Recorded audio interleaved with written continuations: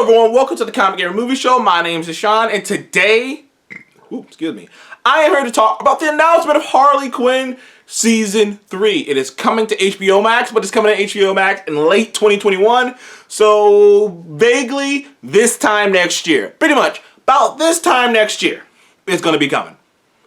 They were having a hard time, they were haggling over budget.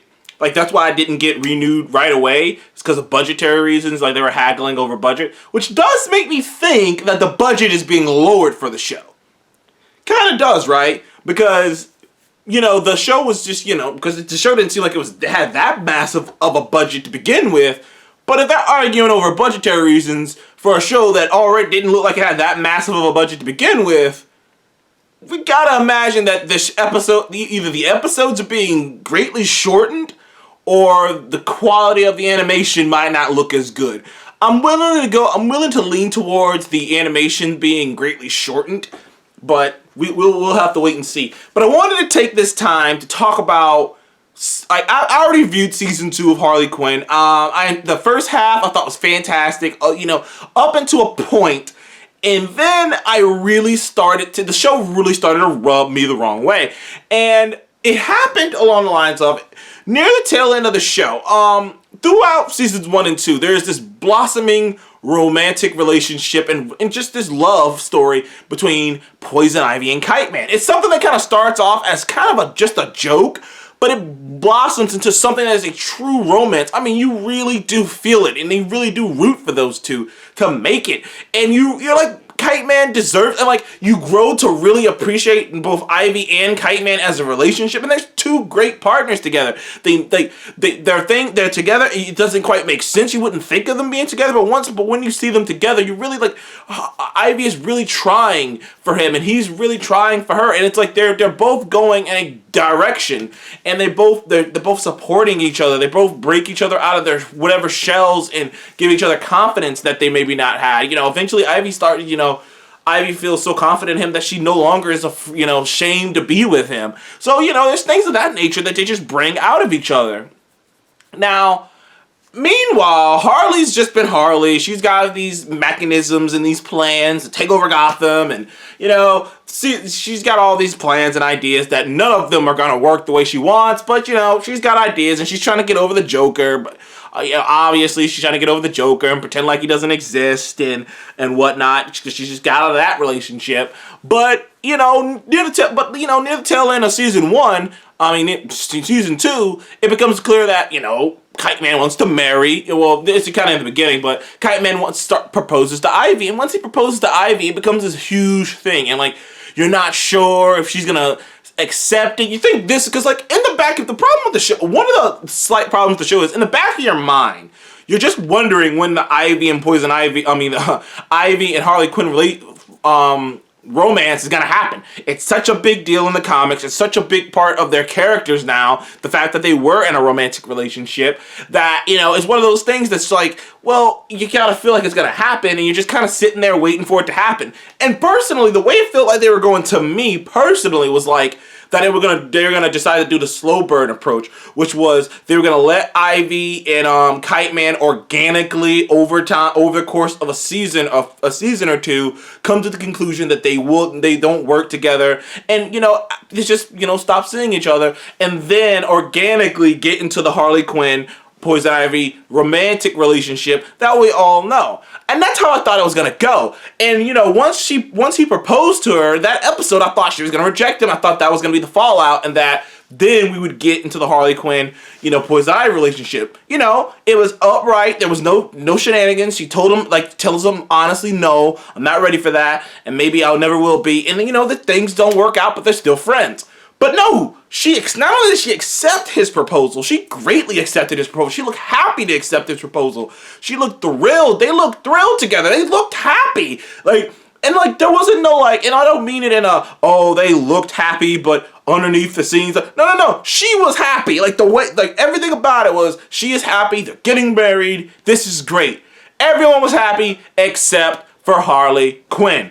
And at that point, the show itself for an episode was like setting up the idea that she wants to find, like, Harley might never ever find love like Ivy did.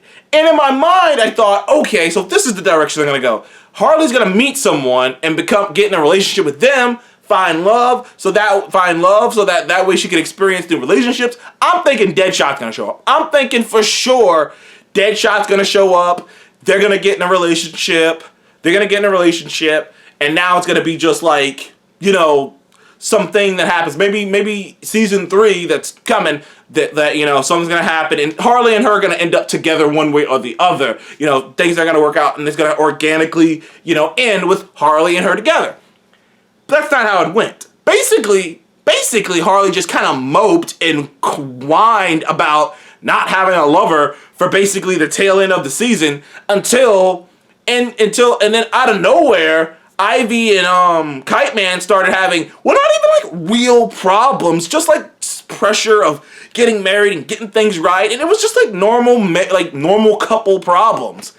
And out of nowhere, like the Ivy, the sisterhood thing that they had going, all of a sudden became this unspoken love, which they sort of hinted to in a flashback episode when they first met, that they had this, they had a connection, they had a connection together. But even then, the way they always played it was like sisterhood or best friends. But out of nowhere, almost out of nowhere, like I said, there are breadcrumbs that if you want to like look at it, you can logically get to that conclusion of, okay, maybe they would be in a relationship. But the feeling that I got was like, from how far away that Ivy was from that idea of being with her, to just out of the blue be like they're just making out, and then out of the blue they're repeatedly cheating behind Kite Man's back as he's continuously trying to not only get this wedding together, he's doing it for Ivy. He really cares about her. He's putting in all this work because he wants this to be perfect for her, and he's dealing with his parents, he's overcoming that, and like he's doing all these things for her, and it's just like this beautiful thing that's happening. But meanwhile, Harley was so jealous of the love that they had going that she took Ivy. That's what happened. I hate to break it to people, but that's what happened. Harley and Ivy repeatedly cheated behind Kite Man's back, and it resulted in them leaving him literally standing at the altar. And the fucking writers coming up with some bullshit about Kite Man keeping his dignity because he just accepted that maybe it wasn't meant to be. I'm sorry. Nobody in their right mind would say that. Nobody in their right mind. If your fucking spouse was cheating on you with a close friend, someone that you knew, was cheating on you with like your brother or something shit like that, and you're just and she waited all the way until the fucking wedding to go, this isn't gonna work out, and ran off after you put in all that work for the wedding, after you did all that stuff, after you stressed out all this time for her to just do that, and she was cheating on you the entire time. I am sorry. That is bullshit. And I hate to say this because I'm usually the guy who's pro a lot of more social things. Obviously, you saw the video I made on the Captain Marvel stuff, but on the Captain Marvel and Miss Marvel stuff. But I have to admit, it rubbed me of a bit of an SJW kind of thing, because in my mind, I'm thinking this would have played so differently if it was a dude. If Kite Man had cheated on her with Harley, that would have played so differently. It would have played so differently. It would have been like hashtag Kite Man's a pig. But since it was Harley and Ivy, it was just like, oh, well, that's how it worked in the comics. And, it's just, stuff like that happens. It's like, no, man.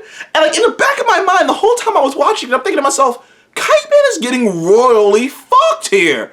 And like literally the writers, and the thing is, the writers think they're slick because the way they wrote it was that like they wrote it in a way where like, oh well, Kite Man understood what was happening and he let her go. He didn't hold any grudges because he's a man of dignity, so he didn't hold any grudges. He just let her go. Let her go with the person she really loves. She doesn't really love you. Yeah, all that shit hit you right in the moment like that, and you're just like, oh, go and be with the one you really love. It's like, no. No, you guys just royally, and like I said, the writers tried to write it in a way because you can't not like Harley and Ivy. You can't think that they're assholes and that they're, frankly dicks for fucking over Kite Man. You can't think that way. So they wrote in that line for Kite Man to, like, quote unquote, keep his dignity. So that way you can't get upset at them because, well, Kite Man's okay with it, so you should be okay with it. And it's like, no, because Kite Man shouldn't be okay with this. This is ridiculous. Your wife, your fiance has been cheating on you with her best friend for a while. She went on she went on a fucking honeymoon when she was cheating on her for a while. It got broadcast all over Gotham City. Everyone saw your wife and Harley having a sexual relationship, and she's still committed to having the wedding and getting all the way up to the altar just to not do it. And it's just like, that's just ridiculous, dude. That is utterly horse crap. If that was a man and a woman, that wouldn't have played that well. Everyone, like, that wouldn't have played that well. I'm not saying, like, in a bad way, like it'd be this huge thing. I'm talking about in movie way. It wouldn't have played as well, and it would have been a big deal. It would have been, people would have been like, Kite Man's a dick. Why would you do that to Ivy? And it does rub me a wrong way that I'm like, this entire show, at a certain point, was basically trying to make me be okay with the fact that Kite Man was getting fucked over. Like, and I'm like, I'm not okay with this. And like, I think that's why the tail end of the season just fucked with me, because I'm like, I'm not okay with this, bro. Like, you guys have made me really invested in Kite Man and Ivy's relationship. Don't fuck it over now. Why are you doing this? And like, the thing is, like I said, they could have done this in an organic way where it just got there, but it sort of came out, it sort of just like shoved. It felt like at a certain point in season 2, the creators went, look, this is what we're all here for. I know we did this great thing with Kite Man and Ivy, but let's be honest, we all know where this is going. End it. Let's just get the Poison Ivy and Harley Quinn. That's what it felt like to me. That they just stopped and went, let's just get the Poison Ivy and Harley Quinn. This Kite Man thing wasn't gonna actually last that much longer than this. We were probably gonna do it for like another season, but you know what? Fuck it. Let's just get right to it. Thanks, Kite Man, for showing up. Thank you for warming the bat, but we already know where we're going to get to. And that's what it felt like. It felt like that. It felt like Kite Man got screwed over. And now I know, and now in season 3, they're going to write some other bullshit about him being okay with it. Oh, I got you, girl. He's going to show up and save him. Hey, girls. How you guys doing? You guys are great? Yeah. I know you guys fucked me over, but you guys are great, right? Because, girl, like, I'm sorry. That's just how it felt to me. I was just like, seeing a good man, like, seeing a good character like that get fucked over so royally, and literally, only reason people are okay with it because of the comic book precedent is because they were together in the comics, and because they're two women. It did kind of fuck with me. Thank you guys for joining the Comic Game Movie Show. I'm not that excited for Harley Quinn. That really did, like, that last season really did make me just go, man, fuck them. I hope Harley and fucking Ivy get hit by a truck. Fuck them. Fuck them for fucking over Kite Man. Fuck Harley for being so fucking insecure about her friend's happiness that she just took it from Kite Man. Basically what happened. Thank you guys for joining the Comic Game Movie Show. Please remember to like, subscribe. I'll see you in the next one.